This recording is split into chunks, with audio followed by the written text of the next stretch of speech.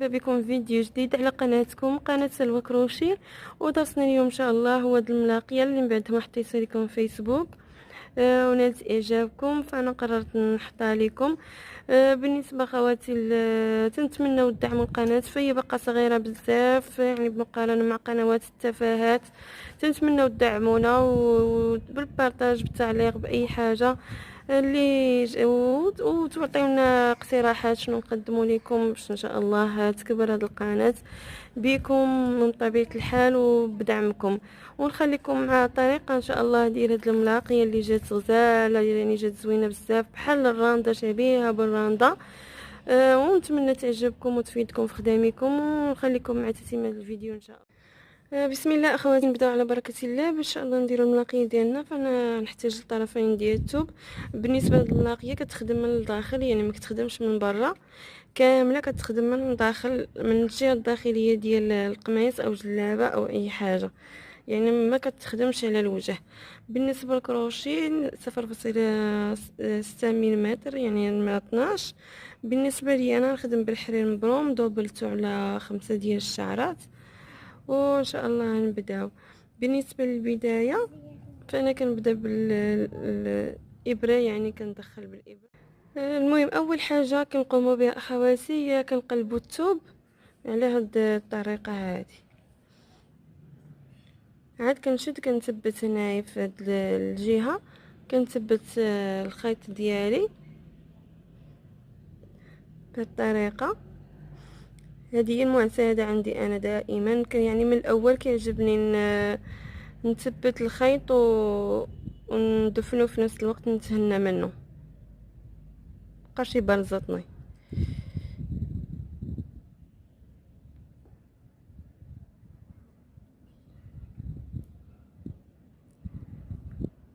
نديرو عقده او عقدتين حسب، من بعد ندفنو في الجهه. كنبقى ندخلو يعني وسط الخدمه،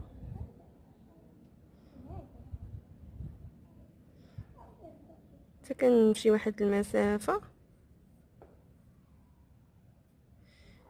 وقد كنقطع بالمقص.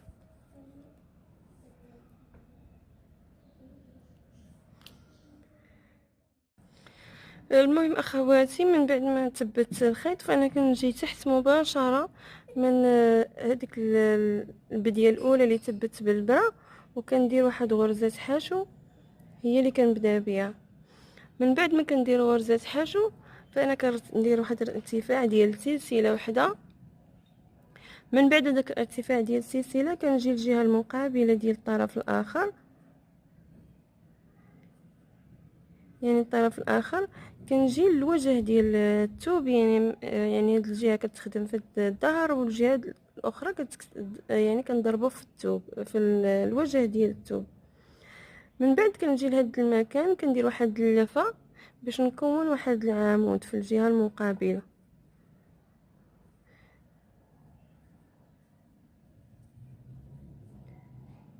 من بعد جمعتهم مع السلسله الاولى اللي درت. هذه هي الاول بديه، هي دي باش كنبداو. من بعد شنو تنديرو، فاحنا كنجيو دابا ان شاء الله نوريكم اللاقيه ديالنا. فاحنا كنجيو في الغرزه اللي حداها بالضبط، يعني قريبه ليها. شنو كندير، كنكون واحد العمود. من بعد ما كنكون واحد العمود كيبقاو عندي حلقتين في الكروشي، يعني الحلقه الاولى اللي كانت عندي وحلقه ديال العمود. بالنسبه لمبتدئات الحلقات هما هادو اللي عندنا في الكروشي، هادو هما اللي كيتسموا حلقات. كنجي اخواتي من بعد كندير واحد اللفه في الكروشي، كنخلي واحد الغرزه، كنجي الغرزه اللي حداها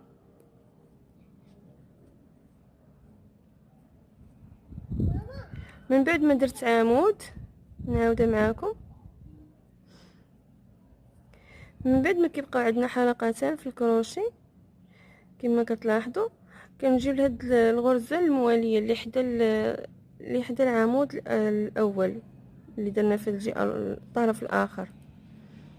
كنجي حداه كندير عمود بلفه واحده، كنجمعهم مع الحلقتين اللي كيكونوا عندي. دابا تكونوا عندي 3 كما تلاحظوا، فانا كنجمعهم يعني دقه واحده. من بعد شنو تندير نفس الشيء دابا تيتكرر. فهي ساهله يعني اخواتي دغيا تدخل الضبع، ولكن خاصها شويه التركيز في الضرابي. لما كانوش الضرابي غاديين في نفس السطر تيجي شي طالع شي هابط، ولا كانش ولا زيرتوا يديكم تتكمش لكم الخدمه. هادو النصائح اللي نعطيكم ما ديروهمش، يعني سيروا يديكم مرخوفه عاديه، وعاد يعني خدموا مرخوفين باش ما تكمش لكم. المهم بالنسبه خواتي ملي درت عمود، سمحوا لي حيت كنت كنهضر، من بعد كتكون عندنا ديك حلقه في الكروشي، فانا كونت عمود. من بعد داك العمود مباشره كنخليو الحلقتين في الكروشي، وكنجيو للجهه المقابله وكنديرو عمود اخر. يعني نحاولوا نقادو كما قلت لكم الضرابي.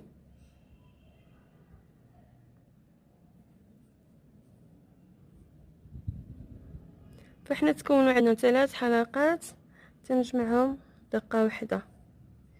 نفس الشيء من كتبقى عندنا هذه كندير واحد اللفه، تنجي لهذا المكان كنكون عمود، كيبقى عندنا حلقتين في الكروشي، كنجي للجهه المقابله وندير عاوتاني عمود اخر ونجمعهم بثلاثه. نفس الشيء كنجي لهذا المكان كنكون عمود، يعني هاو تكون عندي عمود. مباشره من داك العمود كنمشي للجهه المقابله باش نشوفوا حنايا لهذا المكان فين كنضربوا، كنهبطوا شويه بالكروشي لهذا الشكل كما كتلاحظوا. كنهبط شويه باش نعرف راسي فين غنضرب. لما هبطتيش يعني ما تبقاي تضربي على الله كيجي شي طالع شي هابط. من بعد كونت عمود كيتكونوا عندنا 3 حلقات كنجمعهم. نفس الشيء تيتكرر. كنشد كندير كتبقى عندنا دائما حلقه في الكروشي، كنلف لفه ونكون عمود. بالنسبه خواتي الملاقيه يعني راه ما فيها حتى شي تعقدات. عمود في هاد الجهه كيبقى عندنا حلقتان، عمود في الجهه الاخرى،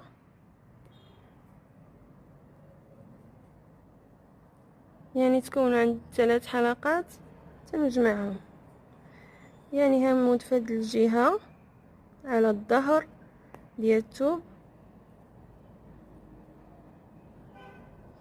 تكونت عندي واحد الحلقتان، نمشي للجهه الاخرى ونشوف فين ضربت من قبل كما قلت لكم، ونجي حداها ونضرب يعني عمود اخر ونجمعهم.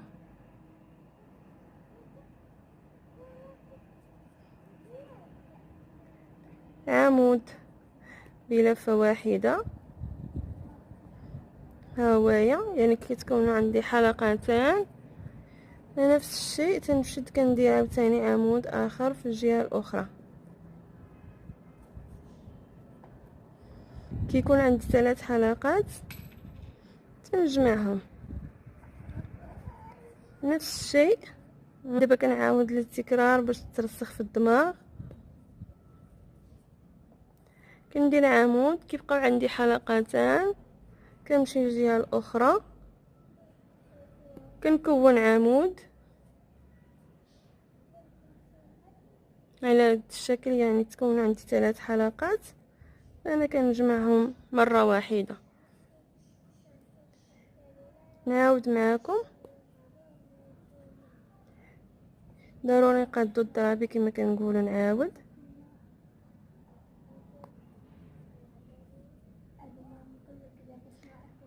يعني تكون عندي واحد الحلقتان.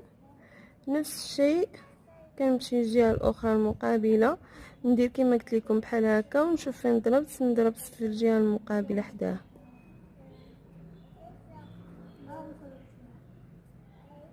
من بعد ما تكونوا عندي 3 حلقات نجمعهم مره واحده.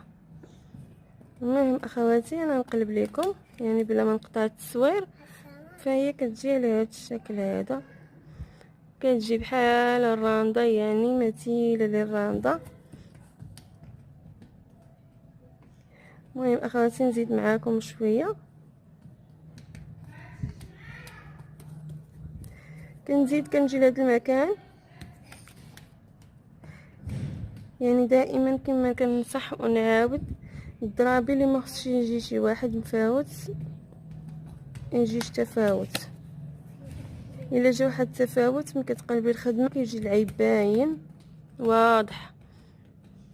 كما لاحظتوا كيتكون عندي حلقتان، كنلف لفه في الكروشي بهذا الشكل. كنجي كنخلي الغرزه ديال العمود اللي درنا من قبل ونجي حداها باش تمشي لينا في نفس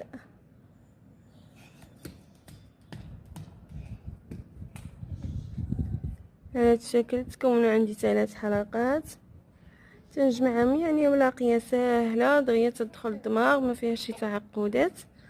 فقط يعني خاص التركيز تركيز تركيز على الغرز اللي كنحطوها ديال العمود في الجهه والجهه الاخرى. صافي، يعني هذه النصائح الاساسيه اللي في هاد الملاقيه هذه. كما لاحظتوا فانا درت لفه وخرجت العمود ديالي، تكونوا عندي حلقتين. نفس الشيء كنجي لهذا المكان، يعني ندير عمود اخر نخرجه، يعني تنجمعهم مع الحلقه الاولى اللي كانت في الكروشي، الحلقه ديال العمود الثاني، الحلقه ديال العمود الثالث كنجمعهم دقه واحده. يعني ملاقيه سهله ما كاين اسهل منها ورائعه صراحه في الشكل. بالنسبه اخواتي لهاد الملاقيه يعني غتستعملوها في الهبطه ديال الجلابه او القفطان، حتى هي تجي زوينه. وان شاء الله انا موجده لكم اشكال بهاد الملاقيه وان شاء الله نوريها لكم. بالنسبه اخواتي كنكرر نفس العمليه. مهم النصيحه نعطيكم، راه تقدر ما تصدقش لكم من اول مره، يعني تقدروا خصكم تكرروها مره وجوج وثلاثه وعاد تصدق لكم. وانتم ديك الساعه تشوفوا كيفاش يعني واش تزيروا او ترخفوا يديكم، انتم عاد تشوفوا فين واش تبعدوا ولا تقربوا الضرابي. انتم عاد تشوفوا كيفاش تقدروا يعني تريقلوا المسائل منين نجيو نضربوا في الجهه الاخرى. انا نوريكم واحد الطريقه اخرى اللي جاتو صعيبه الطريقه. فحنايا ملي تبقى عندنا الحلقه في الكروشي كندير واحد اللفه، كنجيب هنا كندير عمود. من بعد ما درت العمود فانا ربما تجيكم صعيبه ندير بحال هكا، يعني غير شويه نهز شويه الثوب ونشوف فين ضربت الاخرين ونجيب حداهم وندير عمود على هذا الشكل من الامام ونجمعهم مع الحلقتين اللي قبل وعاد نقلب في الجهه الاخرى. حتى الطريقه هذه هي اللي يعني اللي استصعدت عليه الطريقه الاولى. حتى هذه راه طريقه هي مزيانه. هي اللي باغي يزرب راه ما تقدر ما تسلكوش. كنجي كنقلب هكا، يعني كنهز شويه الثوب ونشوف فين غنضرب حدا هاد المسافه اللي خليت في الاول ونهز على خاطري. نعاود هادي كندير واحد اللفه ونجي ندير. بالنسبه خواتي الثوب قاصح عليها شويه استصعب عليا، فانا كنجيب هكا ندير لفه بالعمود ونجمعها من الوجه وعاد ندور وندير الجهه الاخرى. حتى الطريقه هي يعني مزيانه. المهم اخواتي انا غنزيد شويه ان شاء الله ونرجع معاكم. المهم اخواتي رجعت معاكم من بعد ما زدت شي شويه، يعني في هاد الملاقيط واحد شويه، فهي جات على هاد الشكل هذا، يعني كما قلت لكم شبيهه بالرامده. يعني هذه راه باقا ما مصلوحه ما حتى شي حاجه، يلا ساليتها وريتها لكم ونتمنى تكون نالت اعجابكم الطريقه واضحه. بالنسبه خواتي ان شاء الله فيديو مقبل غنوريكم واحد الملاقيه هي سهله، ولكن دابا نكمل مع المبتدئات نوريكم في واحد القميص منين كنبداو الملاقيه ديالنا. بغينا نلاقيو القميص ديالنا كامل، فغندير لكم شرح شفوي وان شاء الله تطبقوه. نخليكم مع الطريقه. المهم اخواتي باختصار انا غنختصر لكم. فحنايا هذا هو الوجه ديال القميص ديالنا، كنقلبوه للجهه الداخليه. كنبداو من هاد الجهه ديال الكتف، كنبداو من هاد اليمين وكنبداو كنمشيو حتى كنوصلوا للجهه ديال العنق. كنجيو عاوتاني للجهه اليسرى، كنجيو من جهه الكتف ديال الجهه اليسرى، كنبداو من الظهر، يعني كيكون عندنا هذا هو الظهر. كنبداو من هاد اليمين وكنبداو حتى كنوصلوا للعنق. من بعد شنو كنديروا؟ فحنا ضروري كنديروا لوغلي الخدمه ديالنا كامله، يعني نتنيو شويه. هادي عندي مطرقه بماكينه، كنتني واحد القدر قد هكايا ونديروه بالماكينه. كنبداو الملاقيه ديالنا، كنجيو لهاد الراس ديال الكتف، كنديروا الملاقيه ديالنا حتى لهاد المكان ديال التركيز. من بعد كنجي لهاد المكان ديال الجهه الاخرى، عاود لهاد الجهه الاخرى، وكنهبط يعني حتى لهاد المكان. يعني كنخدموا النص الاول، عاد كنخدموا النص الثاني، كيبقى عندنا هنايا كيبقى عندنا هنا النهايه. عاد من بعد شنو كنديروا؟ من بعد كنلاقيو هاد المكان ديال التركيز، كنلصقو وكنديروا الملاقيه ديالنا من هاد الجهه حتى كنهبطوا للاسفل ديال الجلابه او القفطان. كيبقى لينا اخر شيء هو هاد اللي تحت الاكمام. كاين اغلبيه ديال موالينا الراندا كيضربوه بالماكينه، ولا اللي ما بغاش يدير ضربه بماكينه فاحنا كنديروا الحبيك ديال ضربه هنا ضربه هنايا. انا كنديرها من الداخل، بحال طريقه كنديرها من الداخل. كندير ضربه في الثوب، ضربه في الجهه، ضربه في الجهه الاخرى، ضربه غرزه حشو، غرزه حشو، غرزه حشو، تنبقى غاده. كنديرها من الداخل، كتجي واحد الملاقيه في شكل. المهم ما عرفتش واش كاينه في شي قناه اولا. المهم ان شاء الله دابا الا بغيت نوريها لكم. المهم هذا هو الشرح، يعني باختصار كيفاش كنلاقيو القميص ديالنا. فانا شرحت، ما كرهتش الصراحه ندير معكم التطبيق، ولكن انا ما كنلاقيش بزاف، هذا هو المشكل. المهم اخواتي ان شاء الله، نتمنى الدرس ديال هذا النهار يكون نال اعجابكم، ديال هاد الملاقيه اللي خدمت معاكم اللي هي هذه. وكنتمنى ان شاء الله تطبقوها. وما تنساوش في الاخر الفيديو كما كنقول لكم، كنقول لكم دائما، ما تنساوش تخليو لي شي دعيوه ديال الخير، شي تعليق، التعليقات ديالكم الزوينه. وما تنساوش تخليو لي اعجاب للفيديو، وما تنساوش تدعموا القناه بالاشتراك وتبارطاجيو مع اصدقائكم. والى فيديو مقبل ان شاء الله. استودعكم اخواتي في حفظ الله ورعايته، والسلام عليكم ورحمه الله.